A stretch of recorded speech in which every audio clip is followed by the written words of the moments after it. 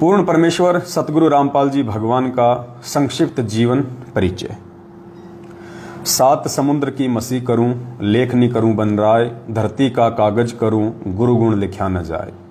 हे अखिल ब्रह्मांडों के रचयिता, आप जी का संक्षिप्त जीवन परिचय लिखने व बताने में 21 ब्रह्मांड में कोई भी प्राणी सक्षम नहीं है। आप वह समर्थ पिता हैं जिनके आधे बाल के बराबर भी ये सारी सृष्टि नहीं है। अतः संक्षिप्त जीवन परिचय शब्द के प्रयोग के लिए हम क्षमा प्रार्थी हैं, परंतु भाई बहनों को आपकी अंश मात्र जानकारी के लिए इस शब्द का प्रयोग करना मजबूरीवश लेना पड़ रहा है। परमेश्वर आप जी की अमरवाणी कहती है कि चारों युग में हम पुकारे, कूक कहा हम हेल रे, हीरे मोती माणक बरसे, ये जग चुकता ढेल रे।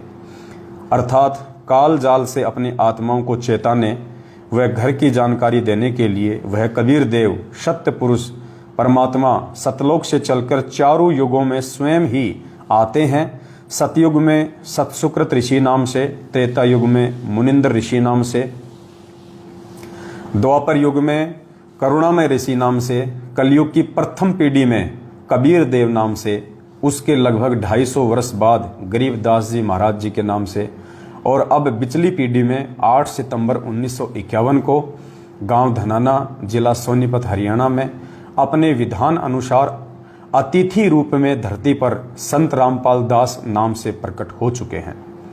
अपने नाम के आगे दास शब्द वह परमात्मा सिर्फ हम आत्माओं को दास की परिभाषा समझाने के लिए ही लगाते हैं।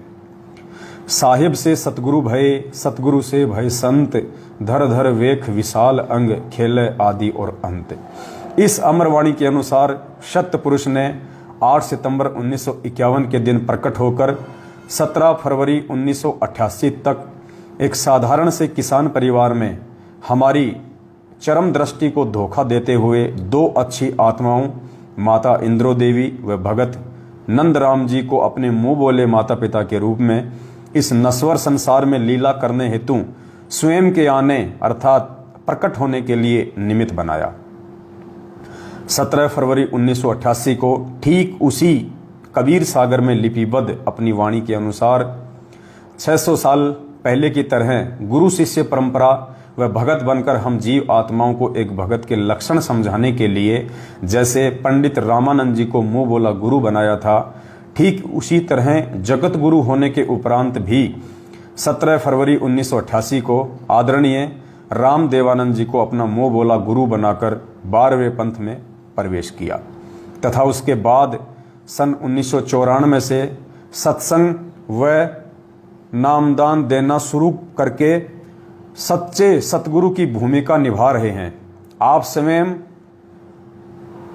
कबीर देव हैं। मर्यादा में रहकर भक्ति करने वाली अनेक आत्माओं को आपने जीवन दान व आध्यात्मिक सुख देने के साथ साथ शास्त्र अनुसार भक्ति देकर मोक्ष का मार्ग भी दिखाया। सन 1994 से आज तक आप जी ने परमार्थ के लिए निस्वार्थ भाव से जो संघर्ष करके दिखाया है, यह आपकी दयालुता, साधुता व समर्थता का प्रमाण है।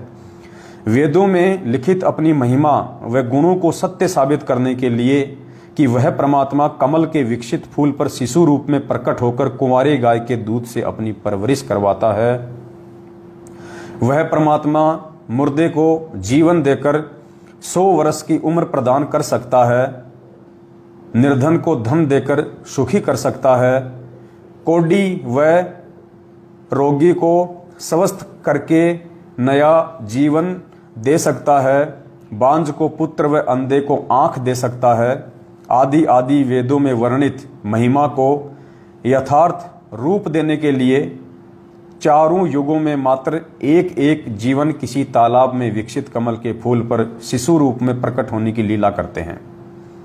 अन्यथा आप जी परमेश्वर सतगुरु रामपाल जी भगवान को किसी तालाब, कमल के फूल या शिशु रूप में प्रकट होने की कोई आवश्यकता नहीं होती है। आप जी जब चाहें, जहां चाहें, जिस रूप व अवस्था उम्र में चाहें प्रकट होना चाहें तो हो सकते हैं।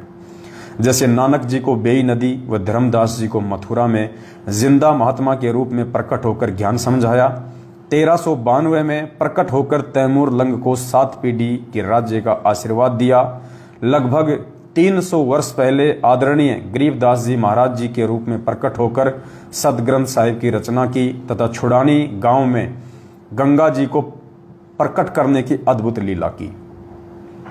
लगभग 60-65 वर्ष तक छुड़ानी से निर्माण होने के बाद 35 वर्ष तक उसी रूप में सहारनपुर उत्तर प्रदेश में अपने प्रिय भगत भूमणदास के बाग में रहने की लीला की और आज साक्षात अपने वास्तविक सतलोकीय स्वरूप में सतगुरु रामपाल जी के नाम से 8 सितंबर 1951 से हम सब के समक्ष प्रकट हैं।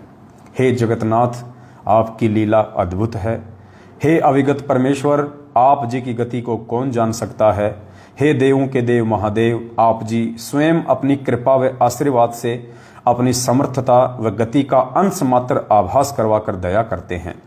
हे दयालु परमेश्वर, अपनी भोली व ना समझ साध संगत पर अपनी प्रेम दृष्टि, आशीर्वाद व कृपा बनाए रखना। हमारी आप जी से दंडवत प्रार्थना है कि हमारे अंदर भक्ति की कसक व चाह सदा बनी रहे। हे प्रभु, इतनी दृढ़ता भी देना चाहे ब्रह्मा विष्णु महेश काल व दुर्गा भी हमें आपकी सत भक्ति से विचलित करना चाहें तो भी हम डगमग ना हो। मन चाहता है इस तुच्छ जिव्या से ऐसे ही आपकी महिमा का बखान करते रहें, लेकिन आप अंतर्यामी की महिमा का बखान करने में हम जीव पूर्णतया सक्षम नहीं है। सत साहेब। तो परमपिता परमेश्वर जी के आशीर्वाद से, उनकी सत प्रेरणा से इस भक्ति बोध में सबसे पहले सतगुरु रामपाल जी भगवान का संक्षिप्त जीवन परिचय, जो कि 8 सितंबर 1951 को वे धरती पे प्रकट हुए हैं, को लेकर परमेश्वर ने लिखवाया।